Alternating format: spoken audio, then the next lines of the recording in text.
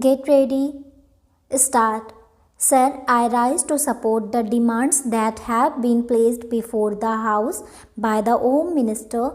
Sir, I need not remind the House that this year the Home Ministry's demands are being discussed in a context which can be described as almost unprecedented.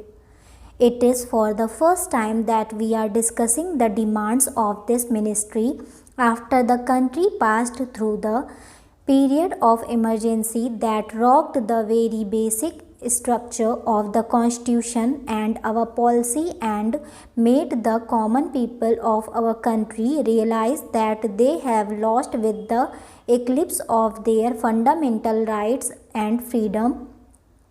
Sir, the 19 months of rule marked the culmination of a concerted effort to undermine democracy. Those who wanted to destroy the democracy and convert our system into a totalitarian system had looked upon the Home Ministry as the main instrument for forcing their will on the nation. They wanted to substitute the rule of law with a reign of terror to place individuals above the law, to provide immunity to those whom the group liked and to harass all those who were looked upon as dangerous to the monopoly of power that the extra constitutional group wanted to preserve. The then Home Minister was himself a captive of this group. It was practically a totalitarian regime and was therefore bound to be a police regime. That is why I would request the Home Minister that the whole police department should be thoroughly overhauled.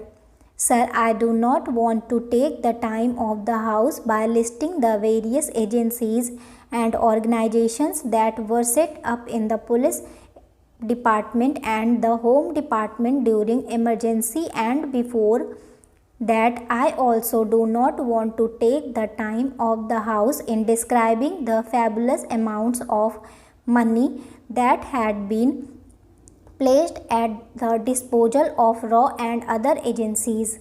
Even the money was placed at the disposal of certain individuals and that was exempted from the scrutiny of the Comptroller and Auditor General of India or the Parliament. I do not want to go into all these details, but I would only request the Home Minister to go into these things and ensure that such things do not happen in future. Under the circumstances, sir, the task of the Home Minister is therefore one of dismantling the police state that was built up by the previous government. Sir, I must congratulate the Home Minister for the excellent beginning that he has made and for the speed that he has acquired to restore the fundamental rights to the citizens and to appoint commissions of inquiry to go into the excesses of the earlier rule as well as the shocking scandals that had characterized last years of the previous regime. However, in all humility, I must confess that it is not enough. The 42nd Amendment of the Constitution should be withdrawn immediately. The fundamental rights will have to be fully restored and the role and power of the judiciary must be restored immediately. Then the necessary correction in the attitude of the police cannot be achieved if at this moment we do not differentiate between those officers and men who acted on instructions and those who went out of their way to trouble and harass people during the earlier rule. If we do not differentiate between these people and do not give to the guilty exemplary punishment that would serve as deterrent and corrective, we would not be able to reorganize the police department. Now I come to the area of general administration, for which the Home Minister is wholly responsible. Our public offices have not earned a great reputation for efficiency. Public petitions and letters remain unanswered and under consideration for months and months together. Public petitions and letters written by the public representatives, councillors, legislatures or members of parliament, even to the ministers, leave aside the officers, remain unanswered or under consideration for years together. Sometimes we do not get a reply at all to our letters. Our people have to suffer because of this. We hope the Home Minister will see that these public offices function efficiently.